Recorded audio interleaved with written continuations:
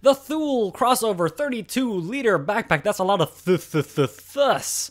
Let me start things off by saying I'm gonna do this whole thing live. No cuts, no nothing, none of that stuff. I'm gonna break the video down into two parts. The compartments, which is listed right here. I'm not gonna read it for you because you can read yourself.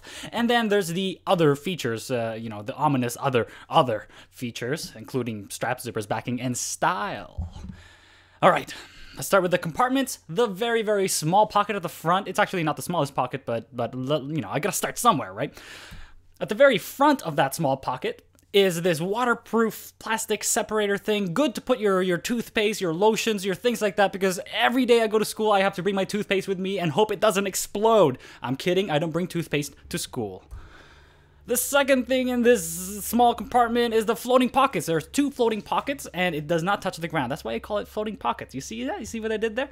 Okay, it doesn't touch the ground, and this is where I put my keys and cleaning cloth and things of that nature, knickknacks, whatever you hooligans call it. And this is actually the pocket that I put all my miscellaneous stuff. And as you can see, I don't know what the heck that is, but I found that, what is that, Myoflex? I found that in my bathroom, and I'm like, hey, why not put it in here? I really don't carry that everywhere with me. Okay. Oh, by the way, there's also this outer loop on the outside. I have no idea what that's for. Maybe it's for your pickaxe, because everybody brings their pickaxe to school. The Shove It pack. There's something with the name, Shove It pack. What's it for? Well, you know what, before I tell you what it's for, let me tell you what it does. It does extend. It looks like that, and it's at the very front of the pocket. It extends using these little buckles. And you know what I found with these buckles is they're nice. They're nice in aluminum, and it's one of the features, nice aluminum buckles, fits your MacBook very, very well. But you can see right here, there's a few scratches right there. Yeah, that's where I clip people in the faces while I'm in my bus. So, you gotta be careful with these buckles because they do scratch easily, just like your MacBook. Looking around on the web, I found some guys like, oh, I don't think your jacket's gonna fit in there. Well, this is some, I don't know what kind of jacket this is. This is like like leather arms. I have no idea what the name of this jacket is, but my jacket does fit. But here's one thing to keep in mind. You have to extend that buckle all the way out front and then tighten it, and it does take over some of the space of the main compartment. Here's my beef with a Shove It pack. There is no drain hole. I'd love to have a drain hole right there. Maybe not that size and not that color, but for illustration purposes, I'd love to have a drain hole right there because it rains a crap ton where I live, and I don't want any water kind of seeping into that Shove It pack and getting my backpack wet.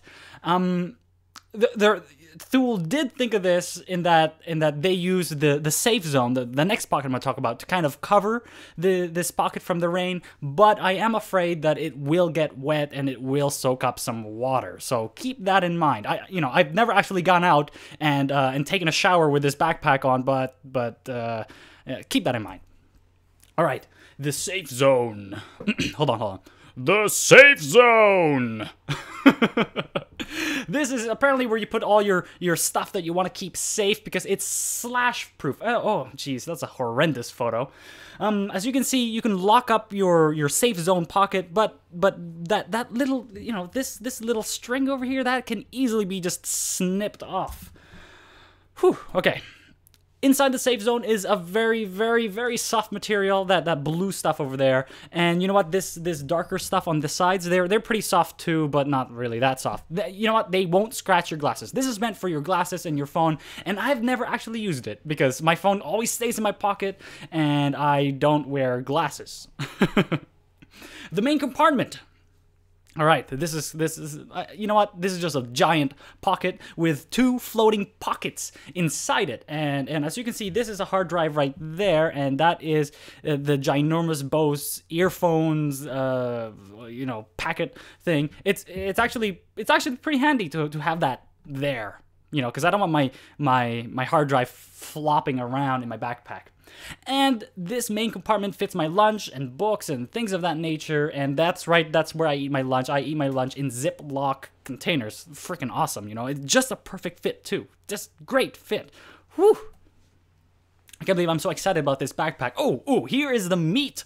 Here is the meat of this backpack. This is one of the main reasons why you buy this backpack, because of this laptop compartment. So you know, pay attention, everybody. There's gonna be a quiz at the end. The laptop compartment has floating pockets, just like everything else, but this time it has 3 floating pockets. And as you can see in this beautiful photo. By the way, when I took this photo, I was like, this is the proudest photo I took of everything I've taken so far. This is the best photo. This is the best photo of the lot. So it goes downhill from here. And as you can see, what is that? Is that a bamboo, you know, pen? Yeah, you know, I'm gonna explain it a little bit later. All right, there is an iPad pouch, perfect for your iPads, but you know what? It's also perfect for your Wacom bamboo, as it was for mine. I was so happy that this thing fits in there. And yeah, I do carry my bamboo absolutely everywhere with me, but here's the thing with that blue color. It actually stains the wire a little bit. As you can see a bit of hint of blue on that white wire. Now I know it's probably like a cheap Wacom wire, or I don't know, you know, what they were thinking, but I don't know whose fault it is, but keep that in mind. You're gonna have blue stuff on your white cord. Okay, this is how you know they thought about this backpack. Is you can see your darn batteries. That's great. That's great. And you know what's even better is the charging port. Look at that. Look at the height of this thing. It's just a perfect fit for your 15-inch. By the way, this is my 15-inch MacBook Pro. You can put your 13 in here. Oh, I guess I should mention how well it fits. The MacBook Pro fits really well. It's really snug, and you know what? You can. I do trust that you can put a 17-inch laptop there, because as you can see, there's some slack over here on the sides. And I'm pretty sure you can put your 13 in there, but you know what? For my 15, I'm like just perfect fit. It totally makes sense. I can't gush enough about this backpack, but you know what? There were a few flaws in this backpack, starting with the packet in my drive. Yes, that's right. There was these. This is actually my fault. There's these things that wick out water. I don't know what they're called. You know, they're delicious though. No, don't eat it. Kids, do not eat that water thing. You know, those pellets they put. Well, they stuck it in the middle of my laptop compartment, and I didn't even check. And a few bits of that stuff actually went into my drive, which sucks. I fished it out. With a hook.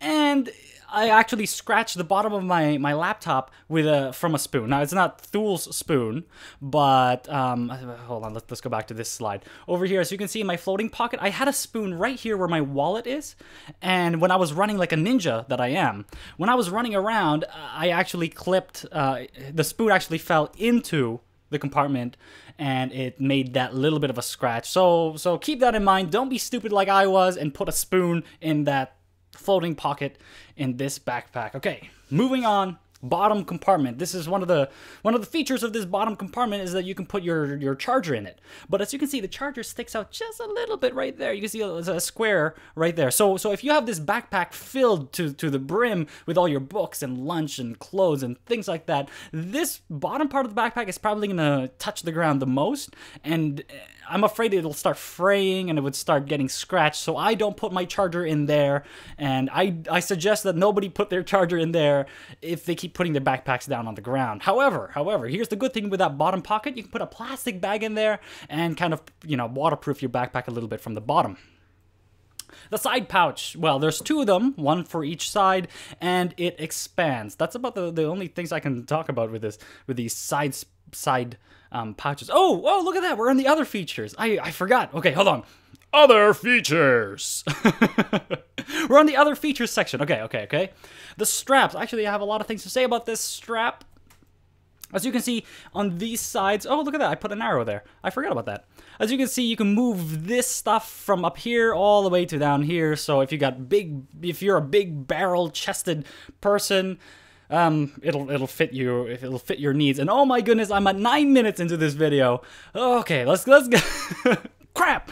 The plastic, it's made out of plastic. This stuff is made out of plastic, and I kind of don't like that. I think it would have been cool if they made this out of aluminum. Oh, that'd be great.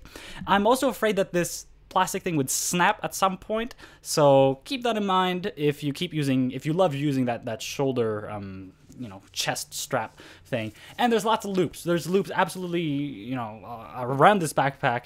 And here's just a loop right here on the strap itself. And here's one problem I found. It has excess, whatever that is, rope, strap. There's nowhere to place your excess straps. So I find that whenever I put my backpack down on the floor in the bus, I step on that excess strap and I get it dirty. So it would have been cool if they added something to, you know, to kind of control that excess strap. And here's one other problem that I found. The straps are way too close to your neck, and it pinches the neck. You know what? It pinches the neck like... Ugh. I thought it was appropriate to put that in there. If you guys don't know that, Beastie Boys, Intergalactic, YouTube it, and listen to it. It's a pretty good song. It does pinch your neck, so if you're a big, muscular, barrel-chested guy with big, huge, raging neck, you should probably test this out first. And I definitely feel that pinch whenever the backpack is really, really heavy. So keep that in mind. The zipper. My goodness, I have passed the 10-minute mark. I totally apologize to you guys. I don't know if you guys have stayed this whole time, you know? Why have you stayed? Anyway, let's just keep going. The zipper. These things are huge, as you can see in this picture. Really, it only looks huge because of the camera perspective. Well, it only looks huge because of the camera perspective over there and the chromatic aberrations. I should stop with these jokes. So yeah, zippers are big, and you know what? It makes a noise, and it bothers me because I'm usually a ninja at nighttime and I'm running all the time, and it does make noise. You know what? You know what I can do? I can grab that backpack and I can make a noise for you. Hold on. All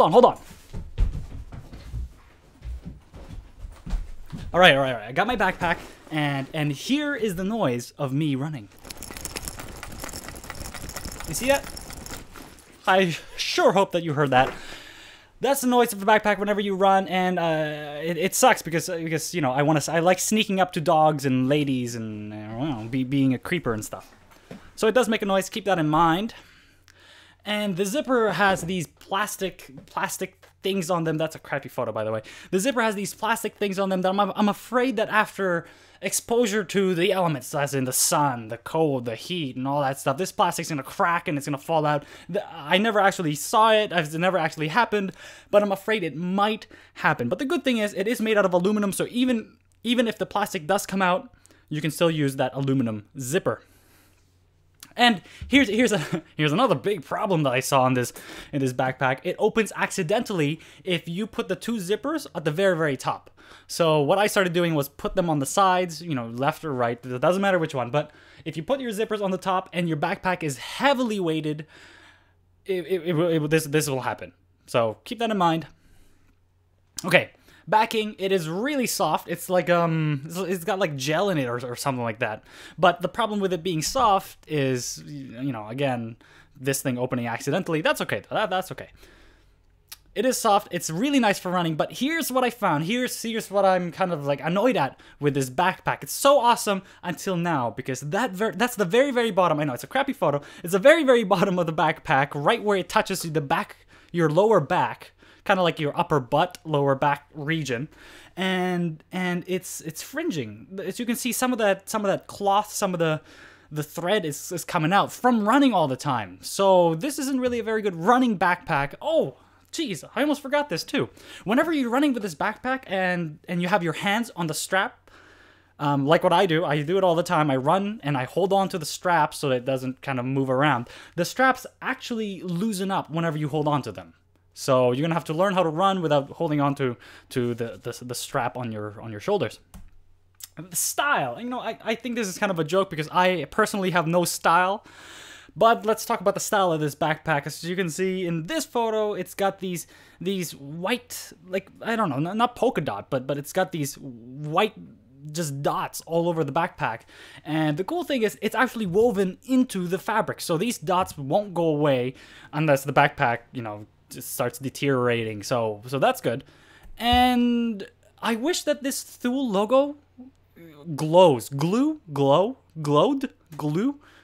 I wish that this logo started glowing in the dark. You know, not because glowing in the dark stuff is cool, but I wish it was reflective. That's the better word. Dang it. I should have used reflective. I wish that this thing was reflective because, well, why not? You know, might as well make it reflective. So there you have it. There's a bunch of stuff that Thule can work on and improve.